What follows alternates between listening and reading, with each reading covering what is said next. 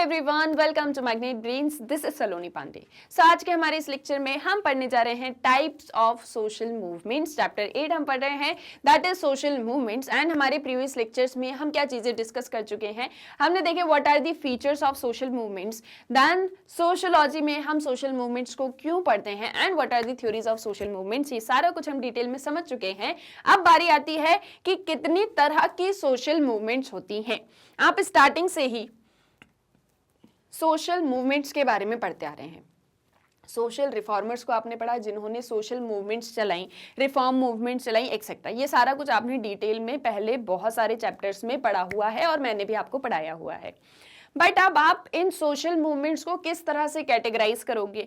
दो तीन तरह हैं जिससे हम इन सोशल मूवमेंट्स को कैटेगराइज कर सकते हैं, जिन्हें हम एक एक करके डिटेल में समझेंगे। सबसे पहला तरीका है that is your reformist, redemptive and revolutionary. There are different kinds of social movements and they can be classified as redemptive, reformist and revolutionary social movements। यानी ये सबसे पहला तरीका है जहां पर आप सोशल मूवमेंट्स को क्या कर सकते हो, कैटेगराइज कर सकते हो। अब एक एक करके समझेंगे कि ये रिडम्पटिव, रिफॉर्मिस्ट और ये रिवॉल्यूशनरी सोशल मूवमेंट जो है, इनका क्या मीनिंग होता है और कैसे ये सोशल मूवमेंट्स होती हैं। अब एक जो सबसे इंपॉर्टेंट चीज, यानी कि अब आपको जो है क्या रिकॉल करना है, हम कोई भी चैप्टर पढ़ रहे हैं, कोई भी चीज न्यू पढ़ रहे हैं, वो आपकी प्रीवियस चीजों से रिलेटेड होती है। आपने जो भी पहले पढ़ लिया है वहीं से सारी चीजें कनेक्टेड है। जैसे आपने फीचर्स पढ़े सोशल मूवमेंट के, तो आप उसको याद रखोगे तो आप यहाँ पर टाइप्स को बहुत अच्छे से समझ पाओगे। जैसे हमने पढ़ा था कि सोशल मूवमेंट जो है वो किसी इंडिविजुअल के बारे में नहीं होती, बल्कि वहां पर एक पूरा ग्रुप होता है, कलेक्टिव एक्शन होता है। ठीक है, यानी कोई एक पर्सन चाहे कि मैं सोशल मूवमेंट करूं, so that's not possible. But हाँ, एक पर्सन चाहे तो सोशल चेंज कर सकता है, पर सोशल मूवमेंट नहीं कर सकता। ये हमने कहां पर पढ़ा था, जब हमने डिफरेंसेस देखे थे social change and social movement के बीच में। अब यहां पर जो सोशल मूवमेंट्स है, हम ग्रुप्स की बात कर रहे हैं। सबसे पहला है आपका redemptive social movements and it aims to bring about a change in the personal consciousness and actions of its individual members. अब जब आप चेंज चाहते हो अपने पर्सनल एक्शंस में, अपनी पर्सनल कॉन्शियसनेस में और अपने मेंबर्स के बीच में, जैसा कि मैंने आपसे कहा कि social movement is not about an individual, but अगर आपका कोई एक पूरा ग्रुप है तो वो सोशल मूवमेंट कर सकता है। अब जस्ट सपोज इस ग्रुप के ये सभी मेंबर्स हैं, ठीक है, ये सभी कौन है, इस ग्रुप के मेंबर्स हैं, बहुत सारे पीपल हैं, PQRS सब रख लेते हैं। अब देखो, किसी एक पर्सन के अंदर यहाँ से आती है कॉन्शियसनेस डेवलप होती है, चेतना डेवलप होती है कि हमें हमारे पर्सनल एक्शंस में, हमारी पर्सनल कॉन्शियसनेस में चेंज लाना है। साथ ही साथ जो हमारे साथ में मेंबर्स हैं, हमें उनमें भी चेंजेस लेके आने हैं। जैसे फॉर एग्जांपल S के अंदर पर्सनल कॉन्शियसनेस आती है, एक जो है मतलब अपने अंदर से चेतना जागृत हो जाती है और वो ये सोचता है कि अब मुझे अपने अंदर भी और अपने मेंबर्स के अंदर भी जो है चेंजेस लेके आने हैं। ठीक है, ये कैसा चेंज है, ये है रिडम्पटिव या ट्रांसफॉर्मेटरी चेंज, जहां पर आप क्या लेके आ रहे हो, आप ट्रांसफॉर्मेशन लेके आ रहे हो अपने ग्रुप के अंदर। अब सोचा किसी एक पर्सन ने, लेकिन ये अकेले नहीं कर सकता है ना, ये अकेले चेंज नहीं लेके आ सकता, अकेले पूरी सोशल मूवमेंट नहीं कर सकता। ये क्या करेगा, अपने इंडिविजुअल मेंबर्स के साथ में मिलके पर्सनल कॉन्शियसनेस एंड एक्शंस के थ्रू चेंज लेके आएगा। ठीक है, किसके through, personal actions and consciousness के थ्रू चेंजेस आ रहे हैं। Like for example, people in the Azhava community in Kerala were led by Narayan Guru to change their social practices। अब हमने नारायण गुरु के बारे में पढ़ा है कि किस तरह से इन्होंने ये जो कास्ट बेस्ड सोसाइटी है, इसमें चेंज लाने के लिए कोशिशें करी थी। हमने नारायण गुरु के बारे में पहले भी पढ़ा, ये एज़हावा कम्युनिटी से बिलोंग करते थे। केरल में जो कम्युनिटी थी, जो कि जैसे कि थियास कम्युनिटी को so called lower caste community माना जाता था, वैसे ही एज़हावा कम्युनिटी को भी माना जाता था। और यहाँ से एक जिस तरीके का ट्रीटमेंट उनके साथ में सोसाइटी में होता था, जैसी सोशल प्रैक्टिसेस वो करते थे, उन्होंने उनमें चेंजेस लाने की कोशिश करी, जिससे उनकी पोजीशन और स्टेटस और स्ट्रक्चर में भी चेंजेस आए। जैसे फॉर एग्जांपल हमने देखा कि नारायण गुरु हैं, तो ये जिस कास्ट से बिलोंग करते थे, तो जैसे लोअर कास्ट के पीपल हैं, उनको अलाउड नहीं था कि आप मेन रोड्स पर जो है चलेंगे, आप जो है बुलक कार्ट्स में बैठ के चलेंगे, ऐसे राइट्स नहीं दिए गए थे। ये राइट्स किसके पास में थे? अपर कास्ट के लोगों के पास में। लेकिन नारायण गुरु ने क्या किया, वो रोड पे जाते हैं, मतलब चलते भी हैं, फिर उसके बाद में अच्छे कपड़े खरीदते हैं, उन्हें भी पहनते हैं। सो ये क्या है, एक चैलेंज है अपर कास्ट के लोगों को कि देखो हम भी जो है एक अच्छे, मतलब हम भी अच्छे हैं और हमें भी अपनी पोजीशन में चेंज लाने का और सारी चीजों का राइट्स हमारे पास भी है। सो ऐसे ही जब आप अपने अंदर और अपने मेंबर्स की पोजीशन में, स्टेटस में एक तरीके से चेंज ला रहे हो पर्सनल कॉन्शियसनेस एंड एक्शंस के through, that will be considered as your redemptive और ट्रांसफॉर्मेटरी सोशल मूवमेंट्स।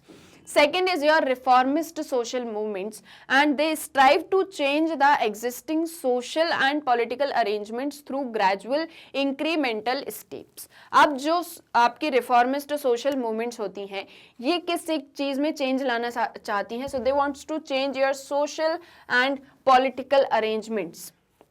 जिस तरह से सोसाइटी में और पॉलिटिकली जो भी पूरा सिस्टम एक वर्क कर रहा है, उसमें हमें चेंज लेके आना है। ये कहाँ पर आ रहा है? ये रिफॉर्मिस्ट सोशल मूवमेंट के अंदर आ रहा है। But the one important thing here is that we need gradual changes. हम धीरे धीरे चेंज लेके आ रहे हैं, स्टेप बाय स्टेप चेंज ला रहे हैं। ऐसा नहीं है कि सीधे यहाँ पर थे और सीधे यहाँ पर चेंज लेके आ रहे हैं। नो, एक एक करके पहले यहाँ चेंज, फिर यहाँ चेंज, फिर यहाँ, फिर यहाँ, फिर यहाँ, तब जाके फाइनली इस पोजिशन में चेंज होगा। सो यानी कि step by step gradually change चाहते हैं सोशल और पॉलिटिकल अरेंजमेंट्स में। Like for example the 1960s movement for the reorganisation of Indian states on the basis of language and the recent right to information campaign are examples of reformist movements. अब इसके examples क्या हो गए?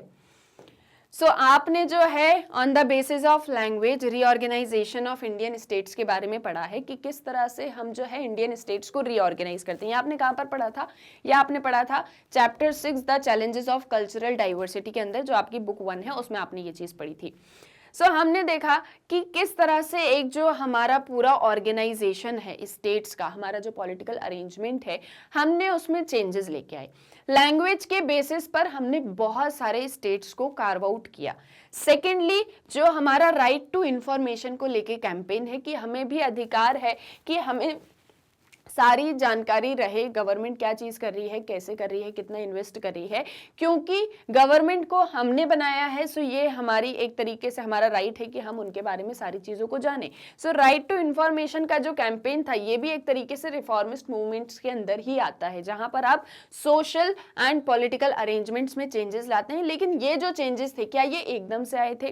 क्या reorganisation of states जो है वो just मतलब लोगों ने मांग की और उसके बाद में उनको मिल गया था? नहीं, बल्कि सालों तक इस एक चीज को लेके बहुत सारे डिबेट्स, डिस्कशन चलते रहे एंड फाइनली ये एक चेंज आ पाया। So this is one of the example of your reformist social movements. And the third is revolutionary social movements. अब जो सोशल मूवमेंट्स रिवॉल्यूशन के थ्रू हो रहे हैं, so they attempt to radically transform social relations often by capturing state power. अब देखो, revolutionary social movement जो होते हैं, ये क्या करते हैं? ये रेडिकली ट्रांसफॉर्म कर रहे हैं सोशल रिलेशंस को। जहां पर आप रिवॉल्यूशन के थ्रू रेडिकल मीन्स को यूज करके जो सोशल रिलेशंस हैं उनमें चेंजेस लेके आ रहे हो। कहाँ चेंजेस ला रहे हो? सोशल रिलेशंस में। एंड शायद आप जो स्टेट की पावर है उसे ही कैप्चर कर ले रहे हो। जैसे इसके एग्जांपल्स हो गए आपके, जो बॉल्शेविक रिवॉल्यूशन हुआ रशिया में, that disposed the tsar to create a communist state, and the Naxalite movement in India that seeks to remove oppressive landlords and state officials can be describe as revolutionary movements. इसमें हम दो example ले सकते हैं। एक हम ले सकते हैं बॉल्शेविक रिवॉल्यूशन जो रशिया में हुई, जहां पर जो सार है उनको हटा के, मतलब जो जार था वो रूल कर रहा था, मोनार्की थी, उसको हटा के हमने कम्युनिस्ट स्टेट बनाया। और जैसे इंडिया में जो नक्सलाइट मूवमेंट्स थे, इन्होंने जो लैंडलॉर्ड्स और स्टेट की ऑप्रेसिव पॉलिसीज थी, इनके अगेंस्ट में सारा मूवमेंट किया। ये सारी चीजें रिवॉल्यूशनरी मूवमेंट्स के अंदर आएंगी। अब क्यों आएंगी, इसे हम एक चीज को डिस्कस करते हैं। सब देखिए, अब जो बॉल्शेविक रिवॉल्यूशन हुआ रशिया में, इसका सारा स्टोरी क्या है? बॉल्शेविक रिवॉल्यूशन रशिया,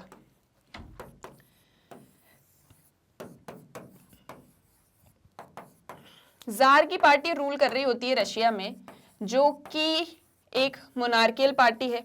तो जिसकी मतलब जिसने अपनी मोनार्की एस्टैब्लिश कर रखी है, मोनार्की रूल चल रहा है रशिया में। कैसा रूल चल रहा है? मोनार्की रूल चल रहा है रशिया में।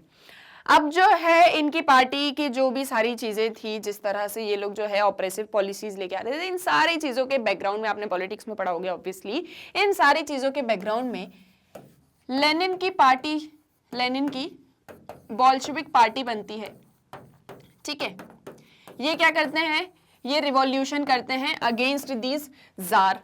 ठीक है, और फिर ये रिवॉल्यूशन करते हैं और मोनार्की रूल खत्म होता है और अल्टीमेटली कम्युनिस्ट स्टेट बन जाता है। कौन? Russia.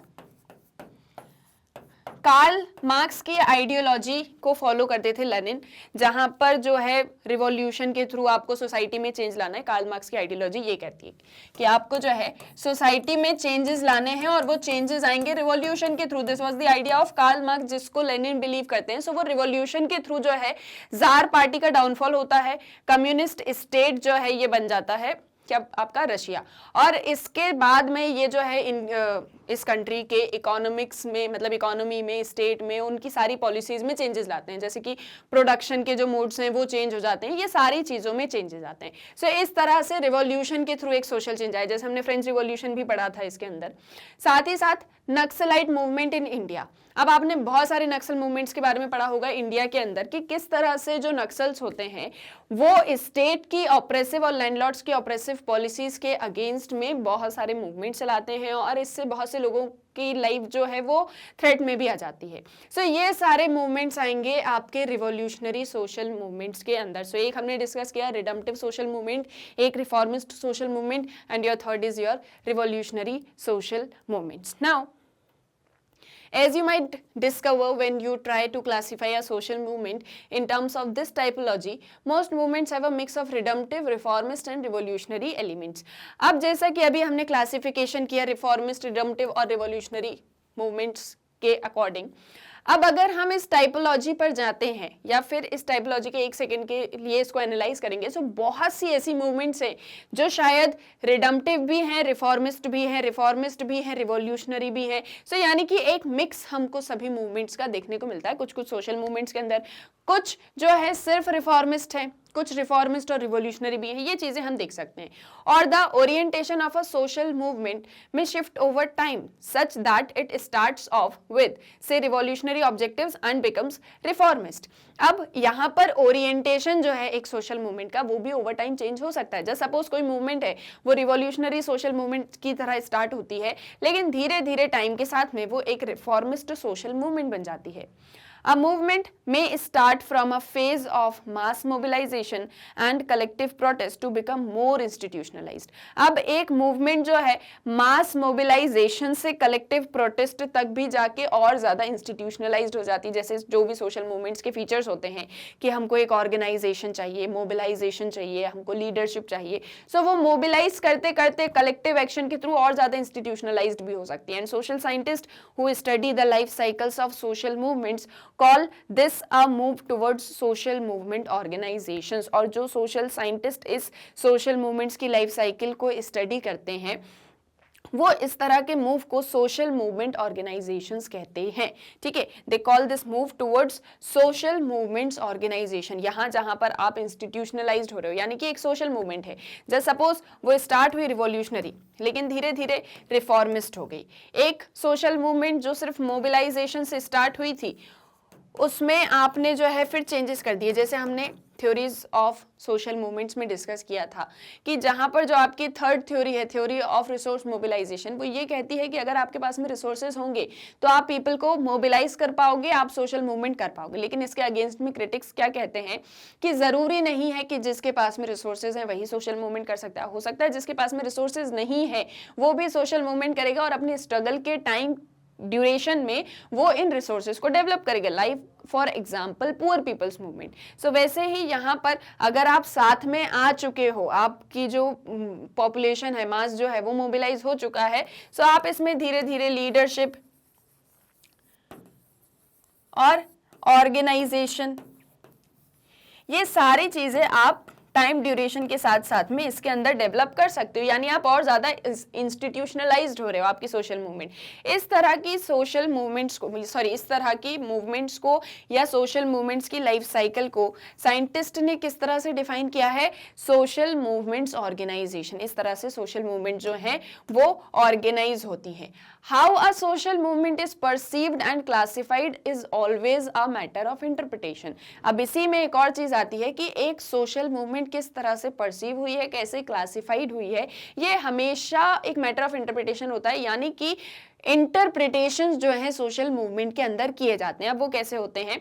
It differs from one section two another. एक सेक्शन दूसरे सेक्शन से डिफर करता है। कैसे होता है? पहले एग्जांपल समझोगे तो समझ में आएगा कि किस तरह से इंटरप्रिटेशन किया जाता है। Like for instance, what was a mutiny or rebellion for British colonial rulers in 1857 was the first war of independence for Indian nationalists। अब हमारे यहाँ पर 1857 में फर्स्ट वॉर होता है इंडिपेंडेंस का। आपने सभी ने इसके बारे में पढ़ा है और हम सभी ने इसको किस तरह से पढ़ा है?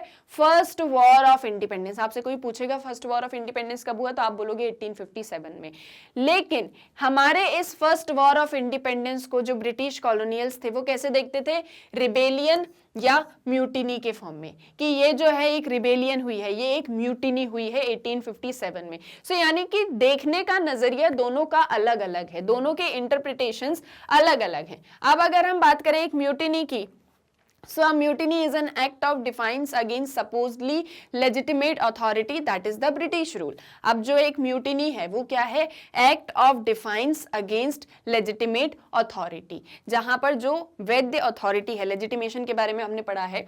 एक लेजिटिमेट अथॉरिटी जो है यानी कि ब्रिटिश रूल, ब्रिटिशर्स के अकॉर्डिंग अगर हम समझें सो उनके मतलब उनसे हमने एक एक्ट ऑफ डिफाइंस किया है, हम उनसे अलग जाके हमने उनके ऊपर एक तरीके से आक्रमण कर दिया है, ठीक है।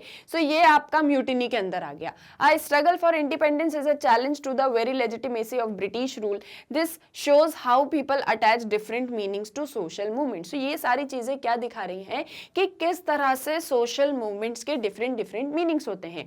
किसी के लिए पॉजिटिव वे में है, किसी के लिए नेगेटिव वे में है। जैसे 1857 का रिबेलियन इंडियंस के लिए पॉजिटिव सेंस में है, लेकिन वहीं ब्रिटिशर्स इसको म्यूटिनी या रिबेलियन के तौर पर देखते हैं।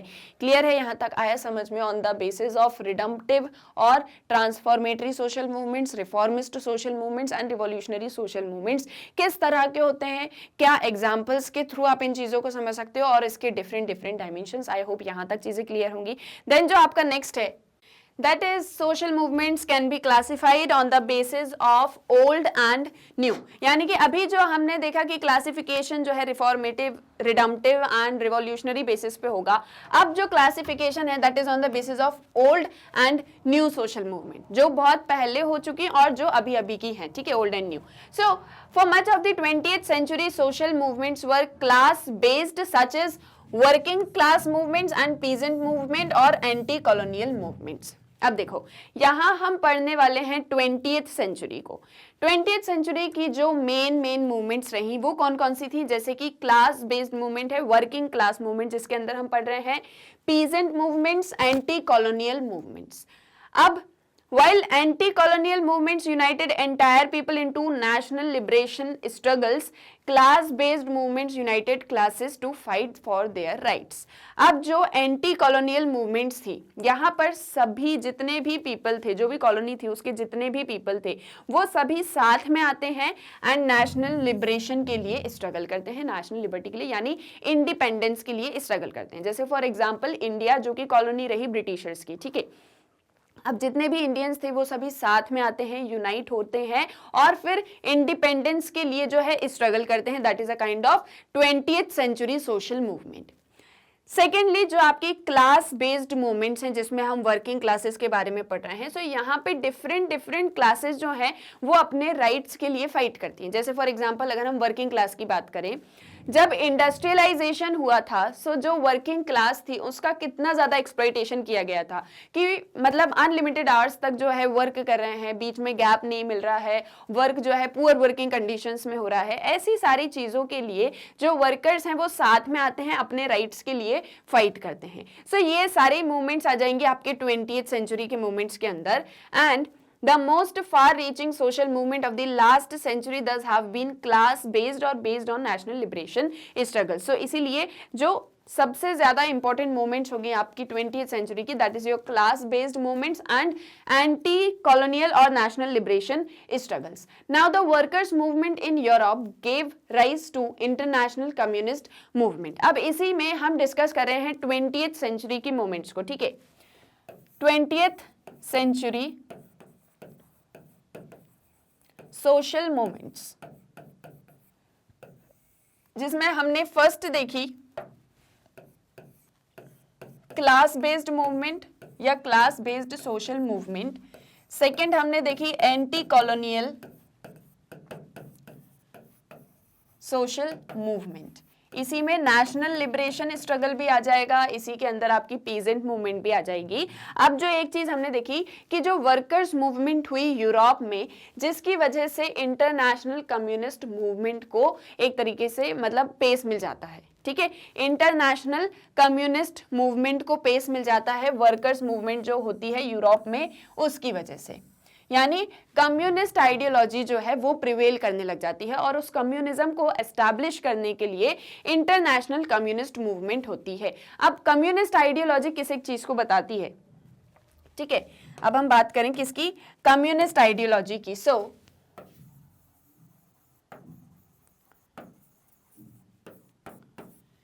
ये एक चीज ये कहती है कि जितने भी रिसोर्सेज हैं, जितने भी मीन्स ऑफ प्रोडक्शन है, ठीक है, जितने भी रिसोर्सेज हैं, जो भी आपके मीन्स ऑफ प्रोडक्शन है like your land, labour etcetera, ये सभी ओन्ड होंगे बाय द पीपल. ठीक है, these are owned by the people और द कम्युनिटी.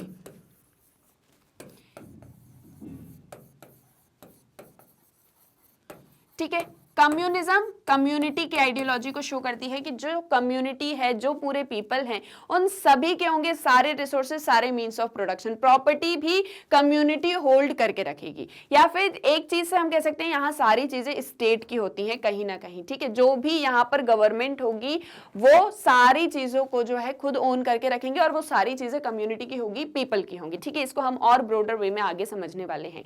सो इस तरह की कम्युनिस्ट आइडियोलॉजी, जैसे पहले के समय में कैपिटलिज्म चलता था, धीरे धीरे आपको हर एक चीज समझ में आएगी. अभी आप इतनी चीज को समझिए, ठीक है, कि कम्युनिज्म की आइडियोलॉजी क्या कहती है. सो जो वर्कर्स मूवमेंट होती है यूरोप में, उससे इंटरनेशनल कम्युनिस्ट मूवमेंट राइज हो जाती है, उसको एक पेस मिल जाता है. Besides bringing about the formation of communist and socialist states across the world, most notably in Soviet Union, China and Cuba, these movements also led to the reform of capitalism. अब हम जानते हैं कि एक तरफ capitalism की ideology चल रही थी, एक तरफ आपकी जो है कम्युनिज्म की आइडियोलॉजी चल रही थी. कुछ इस तरह से समझते हैं सारी चीजों को. ठीक है, इंडस्ट्रियल रिवॉल्यूशन स्टार्ट होती है. इंडस्ट्रियल रिवॉल्यूशन ये चल रही होती है. अब इस टाइम पे ही कैपिटलिज्म भी इमर्ज होता है. ये एक चीज हमने पढ़ी थी, कहां पढ़ी थी हमने? चैप्टर 1 स्ट्रक्चरल चेंज जब हमने डिस्कस किया था. सो हमने देखा था कि इंडस्ट्रियल रिवॉल्यूशन होता है, कैपिटलिज्म होता है, कॉलोनियलिज्म शुरू होता है. क्लियर है? ये सारी चीजें साथ में चल रही थी, आपने पहले पढ़ा हुआ है. अब कैपिटलिज्म की वजह से वर्कर्स का एक्सप्लॉइटेशन होता है, सो वर्कर्स मूवमेंट चलती है. वर्कर्स मूवमेंट जो है वो स्टार्ट होती है. कॉलोनियलिज्म का टाइम चल रहा है, सो फिर धीरे धीरे आगे चल के एंटी कॉलोनियल मूवमेंट और एंटी कॉलोनियल मूवमेंट और नेशनल लिबरेशन स्ट्रगल, ये चीजें स्टार्ट होती हैं. ठीक है, ये वाली सोशल मूवमेंट जो है ये स्टार्ट होती हैं इसके अगेंस्ट में. अब क्योंकि ये मूवमेंट्स हो रहे हैं, वर्कर्स मूवमेंट हो रहा है, एंटी कॉलोनियल, नेशनल लिबरेशन, ये सारी मूवमेंट हो रही है. Industrial revolution, capitalism, colonialism basically कहाँ की आइडियोलॉजीज हैं? सो वेस्टर्न यूरोप की आइडियोलॉजीज हैं. कहाँ की है? वेस्टर्न यूरोप की आइडियोलॉजीज हैं.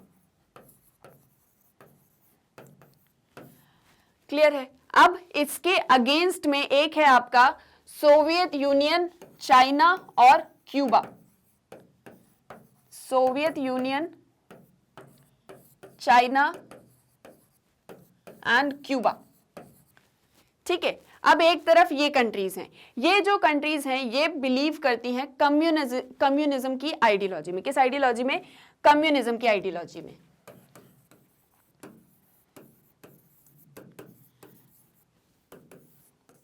देखो क्या एक चीज हो रही थी, कैपिटलिज्म की वजह से सारे मीन्स ऑफ प्रोडक्शन को जो प्राइवेट ओनर्स थे उन्होंने ओन करके रखा था। ठीक है, जो प्राइवेट पीपल थे उन्होंने मीन्स ऑफ प्रोडक्शन को ओन करके रखा था। इनका अल्टीमेट एम था सिर्फ और सिर्फ प्रॉफिट बनाना, जिसके लिए इन्होंने वर्कर्स को एक्सप्लॉइट किया, वर्कर्स ने अपनी मूवमेंट चलाई।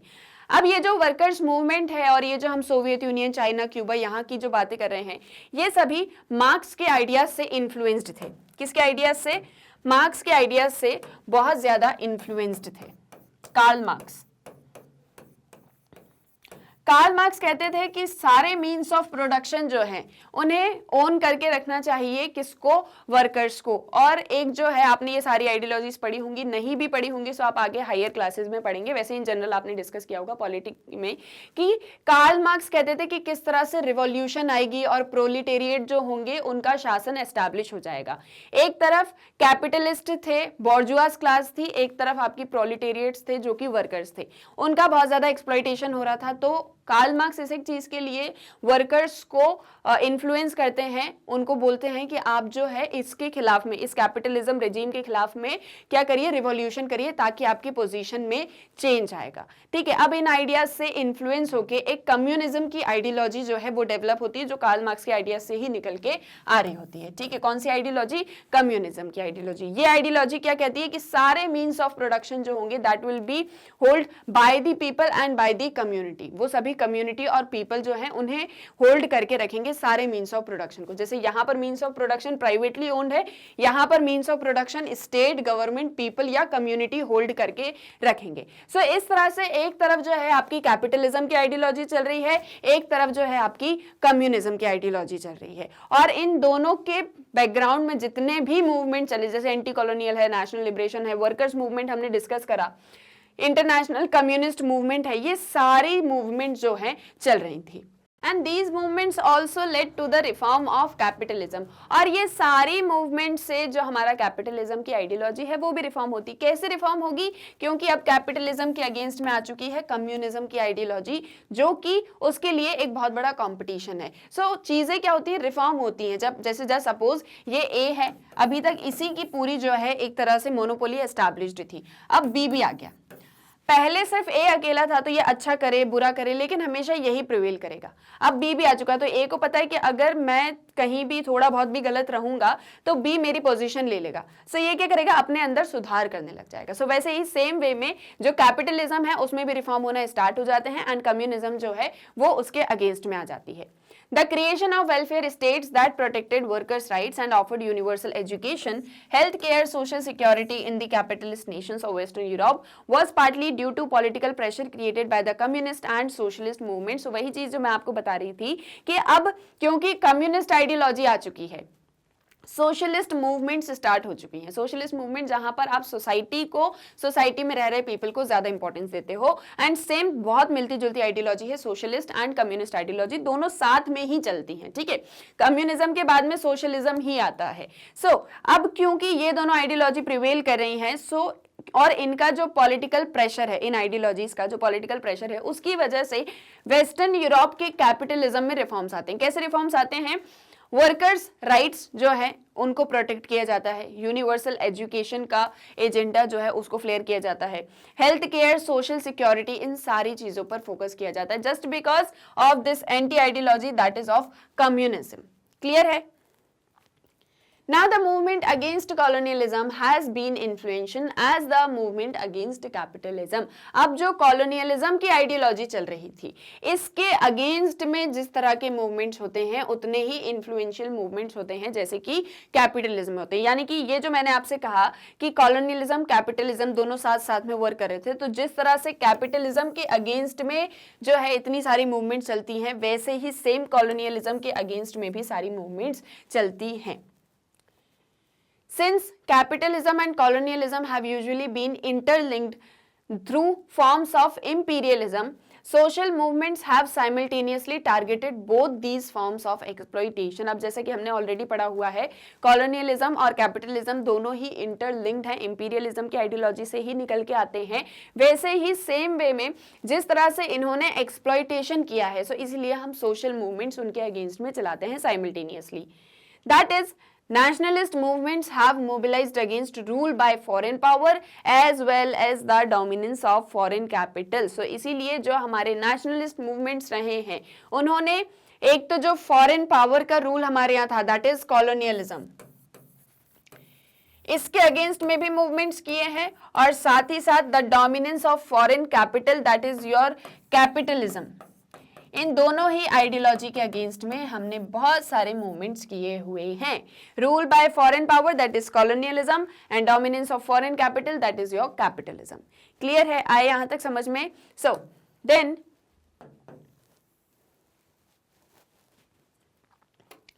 The decades after the second world war. So ये जो सारी चीजें अभी तक हमने डिस्कस करी, this was all about your 20th century. ये किसके बारे में थी? ये थी 20th सेंचुरी में किस तरह की मूवमेंट्स हुई, उन सारी चीजों के बारे में। देन जो आपकी नेक्स्ट है, that is your after the second world war. ठीक है, आफ्टर सेकेंड वर्ल्ड वॉर। अब इसके बाद में किस तरह की मूवमेंट्स होती हैं, that is also one of the important topic. So witnessed the end of empire and the formation of new nation states as a result of nationalist movements in India, Egypt, Indonesia and many other countries। अब जैसे कि हमने देखा कि colonialism, capitalism की ideology चल रही थी, इसके अगेंस्ट में नेशनलिस्ट मूवमेंट्स होती हैं। इन नेशनलिस्ट मूवमेंट्स के बाद में जब सेकेंड वर्ल्ड वॉर भी खत्म हो जाता है, उस टाइम में हम आगे आ जाएं, सो यहाँ पर जो है न्यू नेशन स्टेट्स फॉर्म होते हैं जो कि अब कॉलोनाइज्ड नहीं है। जैसे फॉर एग्जांपल इंडिया है, इजिप्ट है, इंडोनेशिया और बहुत सी ऐसी कंट्रीज जो पहले कॉलोनी रही हैं, लेकिन उन्होंने स्ट्रगल करके जो है वो इंडिपेंडेंट हो चुकी हैं। Since then, another wave of social movements occurred in the 1960s and early 1970s। अब देखो जो है यहाँ पर न्यू नेशन स्टेट्स फॉर्म हो चुकी हैं, एंड इस टाइम पीरियड के बाद में 1960s और 1970s, इस टाइम ड्यूरेशन में हमें किस तरह के सोशल मूवमेंट्स देखने को मिले, ये अब हम यहाँ पर डिस्कस करने वाले हैं। क्लियर है? यहाँ तक आया आपको समझ में कि सेकेंड वर्ल्ड वॉर हो गया, नेशन स्टेट्स फॉर्म हो गए 1960s और 1970s, इसके बाद में क्या चीजें हुई, अब हम इसको डिस्कस करेंगे। सो This was the time of the war in Vietnam, where forces led by USA were involved in a bloody conflict in the former French colony against communist guerrillas। अब जैसा मैंने आपको बताया कि एक तरफ कैपिटलिज्म की आइडियोलॉजी प्रिवेल कर रही थी और एक तरफ जो है आपकी कम्युनिज्म की आइडियोलॉजी है। कम्युनिज्म की आइडियोलॉजी को मानने वाले कौन है? Soviet union, China, Cuba etcetera. ठीक है, ये कंट्रीज कम्युनिज्म की आइडियोलॉजी में बिलीव करती हैं। कैपिटलिज्म को मानने वाली आइडियोलॉजी मतलब इस कंट्रीज होगी आपकी यूएसए होगी, यूरोप होगी एक्सेट्रा। ये कंट्रीज जो कैपिटलिज्म की आइडियोलॉजी में बिलीव करती थी। अब क्या होता है 1960s और 1970s के बाद में, इस टाइम पीरियड में वियतनाम में वॉर चल रहा होता है। ठीक है, यूएसए जो है वो अपनी फोर्सेस को यहाँ पर भेजता है और ये फ्रेंच कॉलोनी जो पहले एक फ्रेंच कॉलोनी रही है उसके साथ में वॉर करने लग जाता है against communist gorillas. USA capitalism का सपोर्टर, वियतनाम कम्युनिज्म का सपोर्टर। ठीक है, इन दोनों के बीच में अब चलता है वॉर। मतलब वियतनाम पहले एक फ्रेंच कॉलोनी थी जहां पर जो है मतलब कुछ टाइम बाद ये वियतनाम डिवाइड हो जाता है north Vietnam and south Vietnam में। नॉर्थ वियतनाम में जो है कम्युनिस्ट आइडियोलॉजी की गवर्नमेंट बन जाती है। साउथ वियतनाम में जो यूएसए है वो अपने एक कैपिटलिज्म की आइडियोलॉजी वाले पर्सन को मतलब गवर्नमेंट उसकी फॉर्म करवा देता है। इस तरह से सिविल वॉर हो जाता है साउथ वियतनाम में और अल्टीमेटली इसके बाद में वॉर होता है। ठीक है, जैसे हम वॉर ऑफ वियतनाम को हम स्टडी कर रहे हैं। यूएसए जो है वो अपनी गवर्नमेंट को बचाने के लिए बहुत सारी फोर्सेस भेजता है और बहुत ही वायलेंट कन्फ्लिक्ट होता है यहाँ पर इन कंट्रीज में। क्लियर है? सो यहां हम किस एक चीज को डिस्कस कर रहे हैं? War of Vietnam.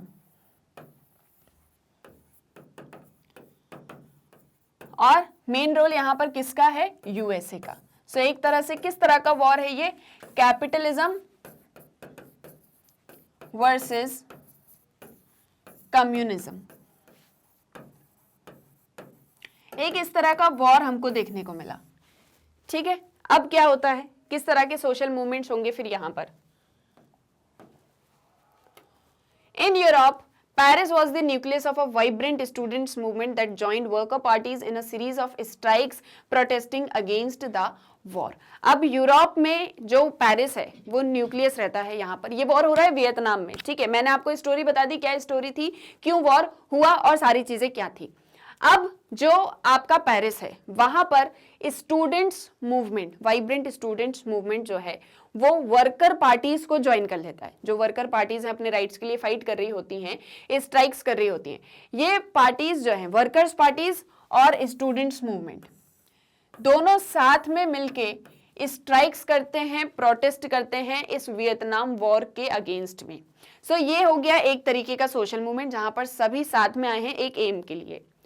Across the Atlantic, the USA was experiencing a surge of social protest. अब अटलांटिक के पास में जो है, मतलब अटलांटिक के पास आसपास में जो यूएसए है उसको बहुत सारे सोशल प्रोटेस्ट फेस करने पड़ रहे थे। The civil rights movement led by Martin Luther King had been followed by the Black Power movement led by Malcolm X.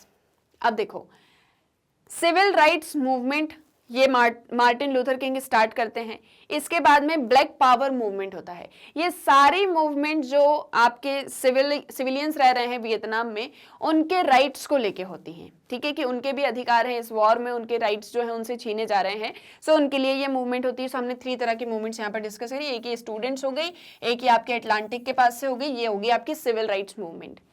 The anti-war movement was joined by tens of thousands of students who were being compulsorily drafted by the government to go and fight in Vietnam. और साथ ही साथ मतलब thousands of students जो हैं इस war के against में एंटी वॉर मूवमेंट जो है चला रहे थे। ठीक है, सो हमने देखा कि जो वियतनाम में वॉर चल रहा था उसके लिए ढेर सारी सोशल मूवमेंट्स होती हैं, जैसे कि हमने देखा स्टूडेंट्स भी कर रहे हैं। ठीक है, स्टूडेंट्स मूवमेंट चला रहे हैं, वर्कर्स मूवमेंट चला रहे हैं। इसके साथ में हमने एक और चीज डिस्कस करी कि जो है आपके अटलांटिक के पास से मूवमेंट चल रही हैं या एक तरह से यूएसए के अगेंस्ट में मूवमेंट चल रही हैं। फिर इसी के साथ में सिविल राइट्स मूवमेंट। ठीक है, जो वॉर चल रहा है उसमें जो सिविलियंस हैं उनके राइट्स के लिए मूवमेंट चलती है। सो इस तरह से ये जो सारी मूवमेंट्स चल रही हैं ये किस एक चीज के लिए है? जो वियतनाम में वॉर हो रहा है उसके अगेंस्ट में।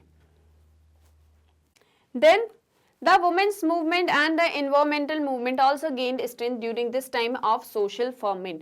अब ये जो सारी चीजें चल रही हैं बैकग्राउंड में, इसी के साथ में वुमेन्स मूवमेंट और environmental movements भी जो हैं वो उनको भी स्ट्रेंथ मिलना स्टार्ट हो जाती है। It was difficult to classify the members of these so-called new social movements as belonging to the same class or even nation. अब जब हमने अभी ये देखो, हमने जो आपकी ओल्ड सोशल मूवमेंट्स को डिस्कस किया था, हम यहाँ पर बता सकते थे कि कौन किस कंट्री से बिलोंग कर रहा है। जैसे कम्युनिज्म है तो वो इस कंट्री से बिलोंग कर रहे हैं, कैपिटलिज्म है सो वो कहाँ से बिलोंग कर रहा है, वर्कर्स मूवमेंट है सो वो किस क्लास से बिलोंग कर रहे हैं, कहाँ पर हुआ है, कौन पीपल थे, ये सारी चीजें आप क्लासिफाई कर सकते हो ओल्ड सोशल मूवमेंट्स में। लेकिन जो आपकी न्यू सोशल मूवमेंट है आप इसमें किसी की क्लास नहीं बता सकते कि कौन जो है किस क्लास से बिलोंग करता है, कौन किस नेशन से बिलोंग करता है। अगर वो सेम नेशन से बिलोंग करते भी हैं सो जैसे हमने देखिए क्या चीजें देख रहे हैं, rather than a shared class identity participants felt that they shared identities as students, women, blacks और इन्वायरमेंटलिस्ट। अब अपनी आइडेंटिटी, अपनी क्लास आइडेंटिटी को शो करने के बजाय यहाँ पर ये जो न्यू सोशल मूवमेंट्स हैं इसके सभी पार्टिसिपेंट्स ने एक शेयर्ड आइडेंटिटी बताई as a student, as a women, as a environmentalist और एज अ ब्लैक पर्सन। ठीक है, यानी कि हम सभी ने किसी एक गोल के लिए अपनी अपनी आवाज उठाई। और अब इफ जस्ट सपोज मैं हूं और मैं इस सोशल मूवमेंट का पार्ट हूं, so I will be a part as a women, not as कि मैं ये हूं, मैं इस कंट्री से बिलोंग करती हूँ, मेरी ये क्लास है, मेरी क्या identity, not as this but as a women. अब जैसे सपोज आप लोगों ने इसमें पार्टिसिपेट किया, so you will be participating here as a student. So यहाँ पर क्लास आइडेंटिटीज को बताना, that is not a case with new social movements. Clear है? सो इस तरह से हम ओल्ड और न्यू सोशल मूवमेंट्स को समझते हैं। Now distinguishing the new social movements from the old social movements. अब आपको ये तो समझ में आया कि ओल्ड सोशल मूवमेंट्स क्या थी, न्यू सोशल मूवमेंट्स क्या थी। अब इन दोनों के बीच का एक बेसिक डिफरेंस हमने देखा कि जो ओल्ड सोशल मूवमेंट्स थी, यहाँ पर आप आइडेंटिटी को बता सकते हो, लेकिन आप न्यू सोशल मूवमेंट्स में आइडेंटिटीज को नहीं बता सकते हो, because here you are participating like as a environmentalist, as a women और एक्सेट्रा। क्लियर है? अब और किन बेसिस पर हम इनको जो है डिफरेंशिएट कर सकते हैं? सो we have already seen that the historical context were different. That was a period when nationalist movement were overthrowing colonial powers. अब हमने ये तो समझा कि ओल्ड सोशल मूवमेंट जो 20th सेंचुरी में हुई, 1960s 1970s के बाद में जो हुई वो होगी आपकी new social movements. But exactly किस तरह से इन दोनों को डिफरेंशिएट करोगे, क्योंकि 20th सेंचुरी में तो 1960s 1970s सभी आएंगे। सो एक बेसिक डिफरेंस हमने डिस्कस करा। बस इसी के साथ में अब हमने जो हिस्टोरिकल कंटेक्स्ट को पढ़ा हुआ अभी तक, ये सारा जो टाइम पीरियड चल रहा है, इस पूरे टाइम पीरियड में 20th सेंचुरी को अगर हम कंसिडर करें, सो नेशनलिस्ट मूवमेंट भी चल रही है जो कॉलोनियल पावर्स को ओवरथ्रो कर रही है। मतलब जो कॉलोनियल पावर्स हैं उनके अगेंस्ट में नेशनलिस्ट मूवमेंट चल रही है। वर्किंग क्लास मूवमेंट चल रही है कैपिटलिस्ट वेस्ट में, ठीक है, जो कैपिटलिस्ट वेस्ट कंट्रीज हैं यहाँ पर वर्किंग क्लास मूवमेंट चल रही है और ये कह रही है कि हमको बेटर वेजेस दो, बेटर लिविंग कंडीशंस दो, सोशल सिक्योरिटी दो, फ्री स्कूलिंग दो, हेल्थ सिक्योरिटी दो, ये सारी चीजें आप हमको दीजिए। अपने राइट्स के लिए जो वर्कर्स हैं वो भी मूवमेंट चला रहे हैं। That was also a period when socialist movements were establishing new kinds of states and societies. इसी के साथ में एक ऐसा टाइम पीरियड भी हमने देखा कि जब नए स्टेट्स, नई सोसाइटीज एस्टैब्लिश हो रही थी, जैसे हमने देखा न्यू नेशन स्टेट्स जो हैं वो इवॉल्व हो रहे थे। Old social movements clearly so reorganisation of power relations as central goal. अब क्योंकि दोनों के बीच में डिस्टिंग्विश करें, सो हमने ये तो देखा कि कितनी चीजें हमने अब तक पढ़ ली हैं, बट जो आपकी ओल्ड सोशल मूवमेंट्स हैं यहाँ पर reorganisation of power relations central goal है। ठीक है, क्या एक चीज है central goal? That is reorganisation of power relations. Old जो आपकी मूवमेंट्स हैं, ओल्ड सोशल मूवमेंट्स, इनका एम क्या है? रीऑर्गेनाइजेशन ऑफ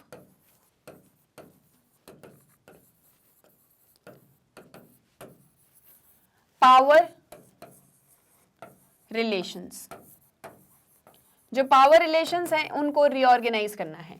कैपिटलिज्म है एक तरफ कम्युनिज्म है, एक तरफ कॉलोनाइजेशन है, एक तरफ इंडिपेंडेंस है। इस तरह पावर को चेंज करना या पावर रिलेशंस में रीऑर्गेनाइज करना, ये सेंट्रल गोल है किसका? ओल्ड सोशल मूवमेंट्स का। The old social movements function with in the frame of political parties. यहां पर इंपॉर्टेंस रख रही हैं आपकी जो पॉलिटिकल पार्टीज हैं।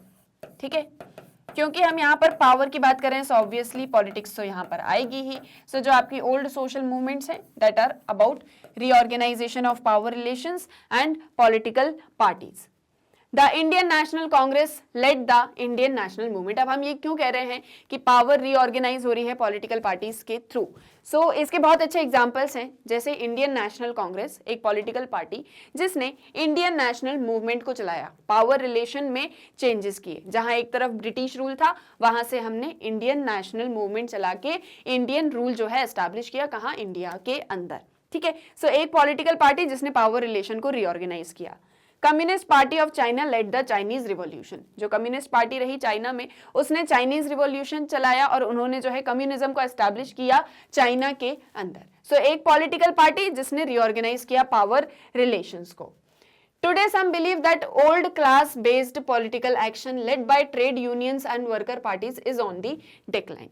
अब हमने ये तो देखा कि जो हमारी ओल्ड सोशल मूवमेंट्स हैं वो किन चीज़ों पर बेस्ड हैं और इसके क्या एग्जाम्पल हैं, ये एक चीज़ को हमने समझा। साथ ही यहाँ पर हमने वर्कर्स के बारे में पढ़ा, ट्रेड यूनियंस के बारे में पढ़ा। अब कुछ जो हैं वो आज के समय में बिलीव करते हैं कि ओल्ड जो क्लास बेस्ड पॉलिटिकल एक्शन रहे हैं, उसी में ट्रेड यूनियंस, वर्कर पार्टीज, जो सारी चीज़ें हुई, ये सारी की सारी डिक्लाइन होती जा रही हैं। ट्रेड यूनियंस, वर्कर्स, इन सभी के बारे में आपने पहले पढ़ा हुआ है। जैसे आपने चैप्टर 5 के अंदर ट्रेड यूनियंस किस तरह से सोशल मूवमेंट्स करते हैं, किस तरह से अपने राइट्स को रखते, मतलब अपनी बात को सामने रखते हैं, अपने राइट्स के लिए फाइट करते हैं, ये सारा कुछ हमने डिटेल में पढ़ा हुआ है। सो दे आर सेइंग कि वो अब डिक्लाइन हो रहा है। But others argued that in the affluent West with its welfare state, issues of class-based exploitation and inequality were no longer central concern. वहीं जो दूसरे हैं वो ये कह रहे हैं क्योंकि जैसे जैसे जो वेस्ट है वो एक वेलफेयर स्टेट की तरफ बढ़ रहा है, जहां पर वो वर्कर्स को राइट भी प्रोवाइड, वर्कर्स के राइट्स को भी इंश्योर करता है और बहुत सी चीजों को इंश्योर कर रहा है, जो क्लास बेस्ड एक्सप्लॉइटेशन है, इनइक्वालिटी है, इन सारी चीजों को खत्म करने की कोशिश कर रहा है। सो अब ये स्ट्रगल जो है सेंट्रल कंसर्न्स नहीं रह गए हैं वेस्ट के लिए, ठीक है।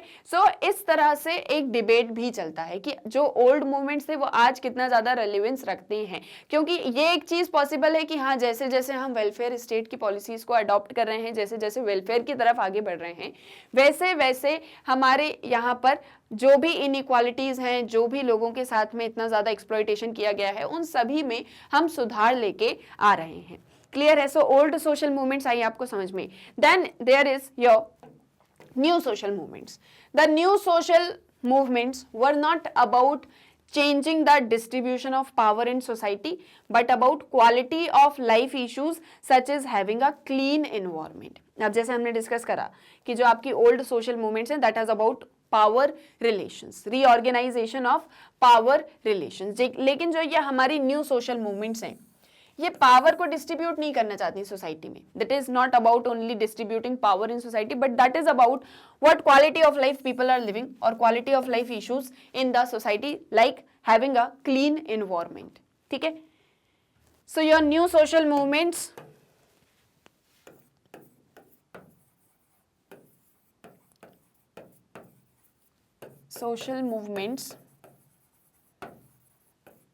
it is about quality of life, या फिर हम ये भी कह सकते हैं it is about standard of living, ठीक है। इसमें हमने क्या एक इश्यू देखा, एनवायरमेंट से रिलेटेड कंसर्न्स।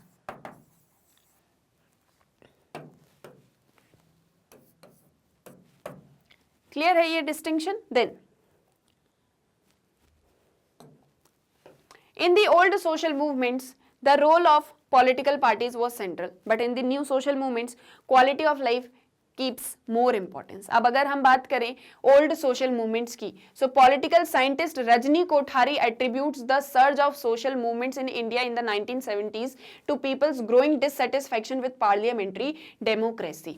अब इसी के अंदर जो हम बात कर रहे हैं ओल्ड सोशल मूवमेंट्स की, जहां पर हम पॉलिटिकल पार्टीज की पावर रिलेशंस की बात कर रहे हैं, so Rajni Kothari one of the political scientist, जिन्होंने 1970s में एक ये चीज बताई, एक मतलब सोशल मूवमेंट के थ्रू, कि एक सोशल मूवमेंट जो है वो जागृत हो रही है, जहां पर ये एक चीज होगी कि जो पीपल हैं, इंडियन पीपल हैं, वो इस पार्लियामेंट्री डेमोक्रेसी से बहुत ज़्यादा डिससेटिस्फाइड हैं। क्यों बात कर रहे हैं हम 1970s के टाइम पीरियड की? क्योंकि एक डिससेटिस्फेक्शन लोगों के अंदर देखने को मिल रहा था, जिसमें हम आगे चल के इमरजेंसी वाला टाइम पीरियड भी देखते हैं। सो ये पार्लियामेंट्री डेमोक्रेसी से बहुत ज़्यादा डिससेटिस्फाइड थे।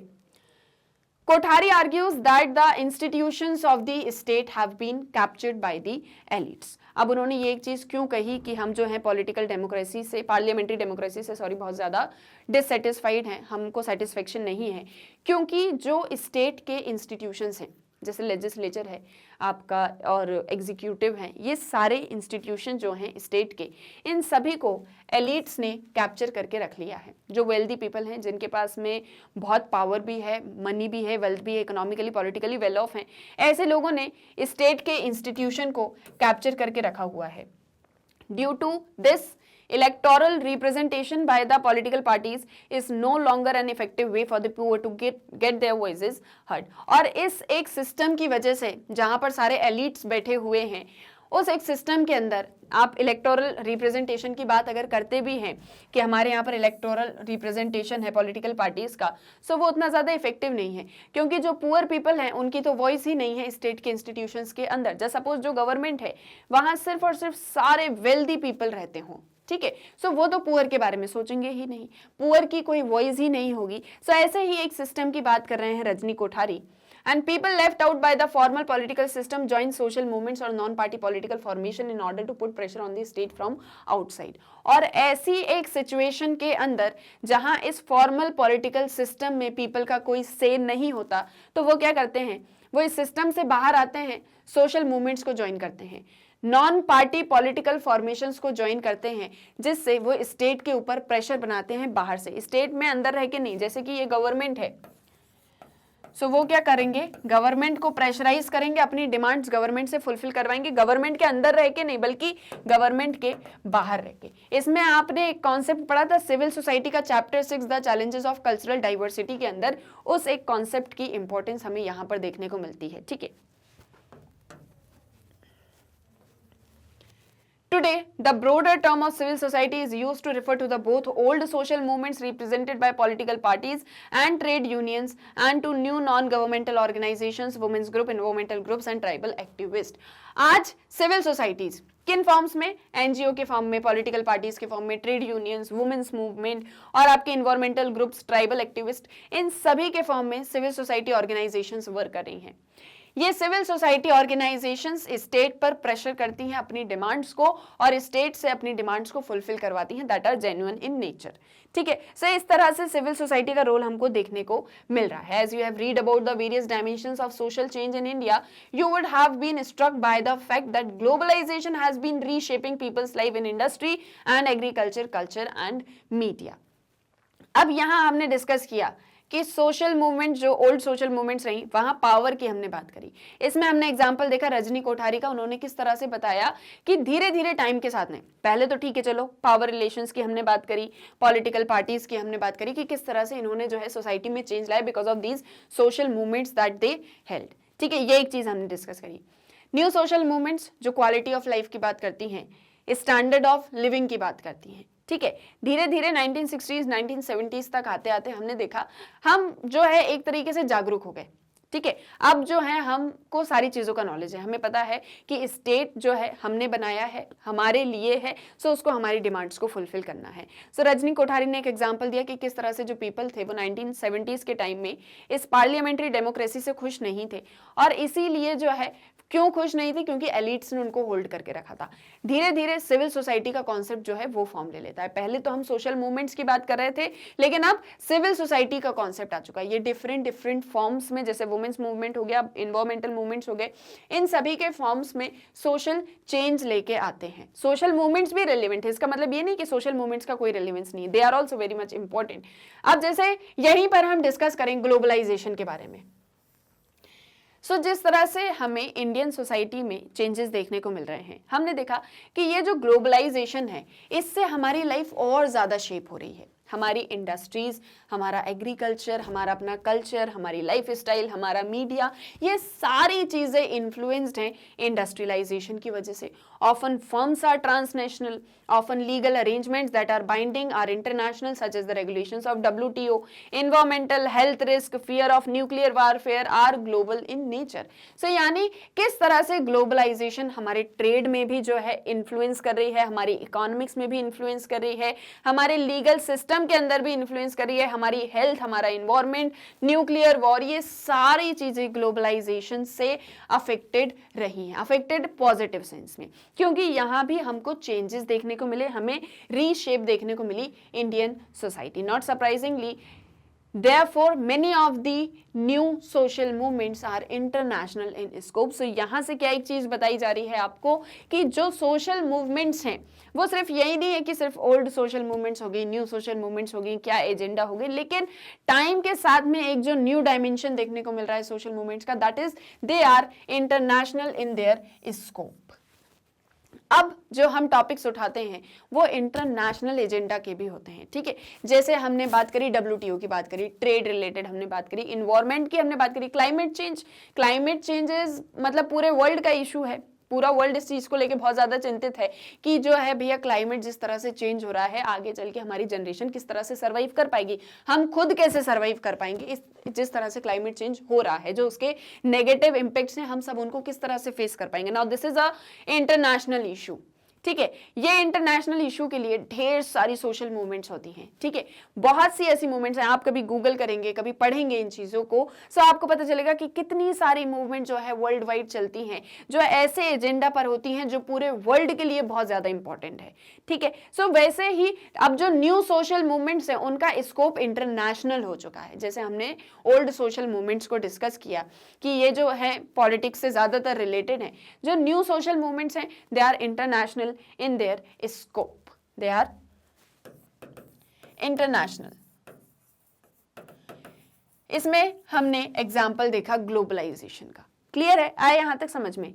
What is significant, however, is that the old and new movements are working together in new alliances. Now, this is one of the important topic कि अब जो है अभी तक तो डिस्टिंगाइज कर रहे थे, लेकिन अब एक बहुत ही इंपॉर्टेंट पॉइंट आया कि आज के टाइम की अगर हम बात करें सो क्या बहुत जरूरी है, वो ये है कि ओल्ड और न्यू मूवमेंट्स आज साथ में काम कर रही हैं। जो ओल्ड मूवमेंट्स हैं और जो न्यू मूवमेंट्स हैं दोनों साथ में मिलकर काम करें। जैसे World Social Forum that have been raising awareness about the hazards of globalisation. जैसे ओल्ड सोशल मूवमेंट है पॉलिटिकल पार्टीज को लेके, सेंट्रल है पावर रिलेशंस को लेके, न्यू है क्वालिटी ऑफ लाइफ की बात करती है, इंटरनेशनल है स्कोप में, दोनों साथ में आ गई, वर्ल्ड सोशल फोरम बन गया, ठीक है। और ये यहाँ पर किन चीजों की आवाज उठाते हैं, जैसे वर्ल्ड सोशल फोरम की हम बात करें, सो ये बोल रहा है कि ग्लोबलाइजेशन के जो है बहुत सारे हैजार्ड्स भी हैं और इन्हें समझना, इनको लेके अवेयर होना, that is one of the important topic for everyone in the world. Clear है, आया समझ में आपको कि old and new social movements के बीच में क्या डिफरेंसेस होते हैं। अच्छे से आया समझ में, इस चीज को आप बहुत अच्छे से नोट डाउन कर लीजिए। मैं क्यों नोट डाउन कर रही हूं, मुझे थोड़ी एग्जाम देने जाना है, आपको देना है एग्जाम, आपको इन चीजों को बहुत अच्छे से समझना है। सो आप इसके प्रॉपर नोट्स बना के रखिए मेरे साथ में, क्लियर है। देन नेक्स्ट जो आपका टॉपिक है इसी में, that is Can we apply the distinction between old and new social movements in the Indian context? अब ये जो हमने old और new social movements को पढ़ा, इन दोनों के distinction को भी हमने पढ़ा, क्या हम इसको इंडिया में अप्लाई करके देख सकते हैं? क्या इंडियन कंटेक्स्ट में ये चीजें अप्लाई होती हैं? So, India has experienced a whole array of social movements involving women, peasants, Dalit, Adivasi and others. India में अगर सोशल मूवमेंट्स की बात करें सो बहुत टाइम से सोशल मूवमेंट्स चल रही हैं और वेरियस डिफरेंट टॉपिक्स के ऊपर, जैसे मान लीजिए वुमेन्स है, पीजेंट्स हैं, दलित हैं, आपके आदिवासी हैं और ढेर सारी मूवमेंट चली हुई हैं। Gail Omwit in her book Reinventing Revolution points out that concerns about social inequality and the unequal distribution of resources continue to be important elements in these movements. अब ये जो आपके सामने एक important author की, राइटर की हम बात कर रहे हैं, जिन्होंने अपनी बुक में ये बताया कि इंडिया में जो social inequality है और जो unequal distribution है resources को लेके, ये दोनों ही चीज़ें बहुत इंपॉर्टेंस रखती हैं सोशल मूवमेंट्स के अंदर। सोशल मूवमेंट के बहुत ही इंपॉर्टेंट एलिमेंट्स हैं। सबसे पहला सोशल इनइक्वालिटी, सोसाइटी में सभी इक्वल नहीं है। सेकेंडली जो रिसोर्सेज का डिस्ट्रीब्यूशन है वो इक्वल नहीं है। ये हमने आपके चैप्टर नंबर 5 में पढ़ा था जब हमने patterns of inequality and exclusion पढ़ा था। सो हमने देखा था कि सोसाइटी में किस तरह से इनइक्वालिटीज होती हैं, एक्सक्लूजन होता है, डिस्क्रिमिनेशन होता है, और इन सारी चीज़ों से किस तरह से हमारे 4 इंपॉर्टेंट जो फैक्टर्स, जो 4 इंपॉर्टेंट ग्रुप्स हैं सोसाइटी के, like your caste, your adivasis, womens and disabled, किस तरह से अफेक्टेड हैं, ये सारा कुछ हमने डिटेल में समझा था। उसी एक चीज की वो भी बात करी है कि कैसे ये सोशल इनइक्वालिटी और ये जो आपकी सोशल डिस्क्रिमिनेशन है, अनइक्वल डिस्ट्रीब्यूशन है रिसोर्सेज को लेके, ये कैसे मूवमेंट, सोशल मूवमेंट्स में इंपॉर्टेंस रखता है। क्लियर है, आया यहाँ तक समझ में। देन अब इसमें कुछ मूवमेंट्स के एग्जांपल देके आपको समझाया गया है, जैसे कि जो पीजेंट मूवमेंट्स है that have mobilised for better prices for their produce and protested against the removal of agricultural subsidies. अब जो पीजेंट मूवमेंट्स हुई, सो इन्होंने किस एक चीज के लिए ये मोबिलाइज्ड हुए, क्यों इन्होंने मूवमेंट किया, क्योंकि ये अपने प्रोड्यूस का अच्छा प्राइस चाहते थे। साथ ही साथ जो एग्रीकल्चरल सब्सिडीज को खत्म कर दिया गया था, रिमूव कर दिया गया था, ये उसको चाहते थे, इसलिए उन्होंने प्रोटेस्ट किया। सो इनके साथ में जो है एक तरीके से अनइक्वल ट्रीटमेंट हुआ है। सो इसीलिए इन्होंने इस चीज के लिए प्रोटेस्ट किया, अपने राइट्स के लिए उन्होंने प्रोटेस्ट किया। Dalit laborers, they have acted collectively to ensure that they are not exploited by upper caste landowners and money lenders. अब जो दलित लेबरर्स रहे हैं उन्होंने सभी ने साथ में कलेक्टिवली इस एक चीज को इंश्योर किया कि अब जो है अपर कास्ट लैंड ओनर्स और मनी लैंडर्स के थ्रू वो एक्सप्लॉइट ना हो, इसलिए उन्होंने मूवमेंट्स किए. Women's movement has worked on issues of gender discrimination in diverse spheres like the workplace and within the family. Family में, workplace में किस तरह से discrimination जो है women को face करना पड़ता है, उनसे related जितने भी issues हैं, उन सभी के against में women's ने movement चलाए. At the same time, these new social movements are not just about old issues of economic inequality, nor are they organized along class lines alone. Identity politics, cultural anxieties and aspirations are essential elements in creating social movements and occur in ways that are difficult to trace to class-based inequality. अब इन सारी चीज़ों से अगर हम इनको analyse करें तो एक चीज़ हमको क्या समझ में आती है कि ये जो न्यू और ये जो ओल्ड सोशल मूवमेंट्स हैं, ये सिर्फ और सिर्फ इकोनॉमिक इनइक्वालिटी के लिए नहीं है, ना ही ये सिर्फ और सिर्फ क्लास लाइंस पर बनी है, जैसे हमने वर्किंग क्लास के बारे में पढ़ा, एलीट क्लास और इन सारी चीज़ें. सिर्फ क्लास इनइक्वालिटी ये चीज़ें मैटर नहीं करती, सिर्फ और सिर्फ यही मैटर नहीं करती हैं, बल्कि identity politics, your cultural anxieties, your aspirations, ये सारी चीज़ें बहुत ज़्यादा इंपॉर्टेंट हैं एक सोशल मूवमेंट को क्रिएट करने में and occur in ways that are difficult to trace to class based inequality.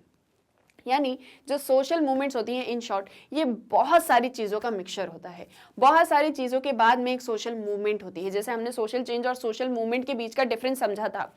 हमने देखा था कि सोशल चेंज तो एक इंडिविजुअल भी कर सकता है, एक ग्रुप भी कर सकता है टाइमली मैनर में किसी स्पेस पर, लेकिन social movements required a lot of things to happen. Now often these social movements unite participants across class boundaries. For instance, the women's movement include urban, middle class, feminist as well as poor peasants women. हम ये एक चीज़ कह रहे हैं कि आज जो movements हो रही हैं वो सिर्फ और सिर्फ ओल्ड न्यू ये सारी चीज़ों पर नहीं है, ना ही सिर्फ और सिर्फ इनइक्वालिटी पर है, ना ही सिर्फ और सिर्फ क्लास पर है.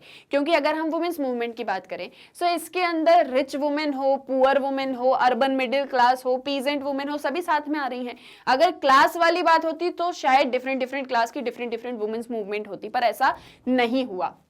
The regional movements for separate statehood bring together different groups of people who do not share homogeneous class identities. अब जो है रीजनल मूवमेंट जो ही सेपरेट स्टेट्स के लिए, वहाँ number of people, thousands of people जो है साथ में आते हैं और मूवमेंट करते हैं. वो यहाँ ये नहीं सोचते कि कौन किस क्लास से बिलोंग कर रहा है, कौन किस कास्ट से बिलोंग कर रहा है, स्पेशली इंडिया में हम बात करें.